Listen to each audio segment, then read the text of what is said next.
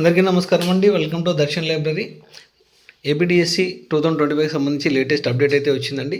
Skip చేయకుండా చివరి వరకు చూడండి. ఇంకా ఎవరైనా సబ్స్క్రైబ్ చేసుకోవాలంటే సబ్స్క్రైబ్ చేసుకోండి. ఏప్రిల్లోనే డిఎస్సి నోటిఫికేషన్ జారీకి ప్రభుత్వం కసరత్తు చేస్తోందండి. జూన్ 12న కొత్త విద్యా సంవత్సరం ప్రారంభం నాటికి కొత్త ఉపాధ్యాయుల నియామకం పూర్తి చేయాలని ప్రభుత్వం కీలక నిర్ణయం తీసుకుంది. ఏప్రిల్ 4న జరిగే మంత్రివర్గ భేటీలో డిఎస్సి నోటిఫికేషన్ జారీ తేదీపైన స్పష్టత వచ్చే అవకాశం కనిపిస్తోంది. దీంతో పాటుగా వచ్చే నెలలో తల్లికి వందనం పథకం అమలును కూటమి ప్రభుత్వం ప్రతిష్టాత్మకంగా భావిస్తోంది. ఈ మేరకు ఇప్పటికే బడ్జెట్లో నిధులు కేటాయించారు. ఎంతమంది పిల్లలు ఉంటే అంతమందికి 15,000 చొప్పున తల్లి ఖాతాలో నిధులు జమ చేస్తామని తాజాగా ముఖ్యమంత్రి హామీ ఇచ్చారు.